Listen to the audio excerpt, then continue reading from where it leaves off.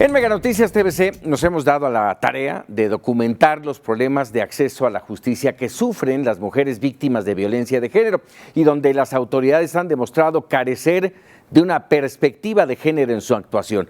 Hoy le presentamos la segunda entrega del caso de Gretel Rodríguez. Hace 10 años recibió 7 puñaladas de su expareja, quien fue liberado luego de que una jueza reclasificó el delito.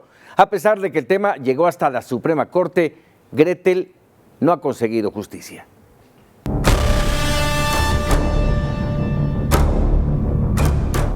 En febrero de 2019, la Red por la Ciudadanización de la Justicia, que integra a 14 organizaciones de 5 estados, analizó 110 sentencias de diversas materias e instancias de 8 estados del país. De ellas, el 85% carecía de perspectiva de género y persistía el lenguaje discriminatorio.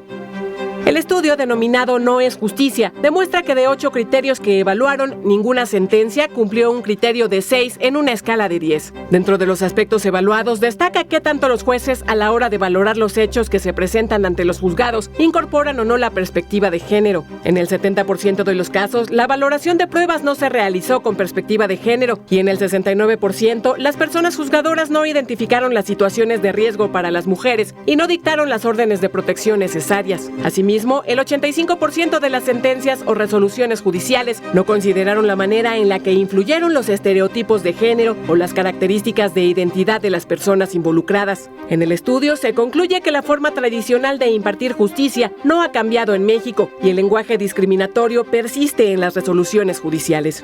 Los poderes judiciales no han institucionalizado la perspectiva de género, a pesar de que en 2016 se emitió desde la Suprema Corte una jurisprudencia, la 22/2016 de la primera sala, en donde es obligatorio para jueces y juezas incorporar la perspectiva de género.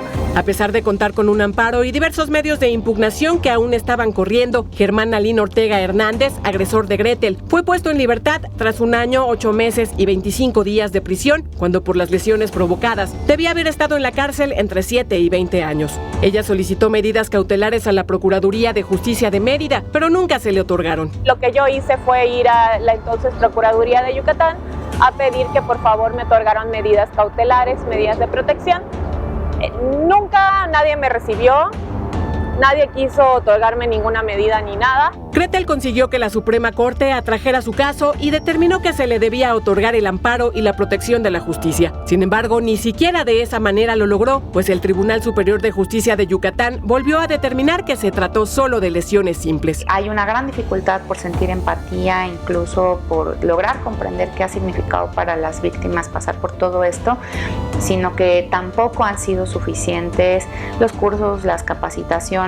A 10 años, la lucha de Gretel Rodríguez por que se haga justicia en su caso continúa. Su agresor está libre y ella y sus familiares en riesgo. Lo que a mí me preocupa es que yo sé que esta persona sigue libre.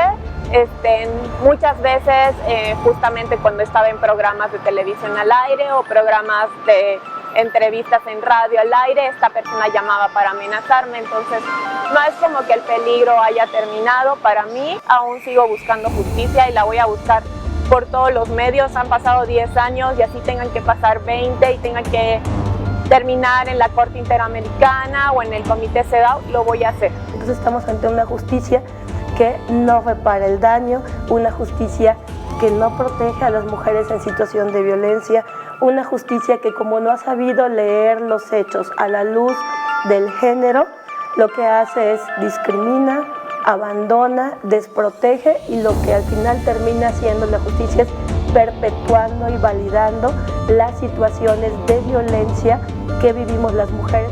En la próxima entrega, él ya demostró que no puede estar libre por todas las cosas que hizo, entonces ahora resulta que el pobre es él y no nosotras, ¿no? Entonces siempre en este caso en específico la ley se ha inclinado más por él. Mega Noticias TVC, Tania Gómez.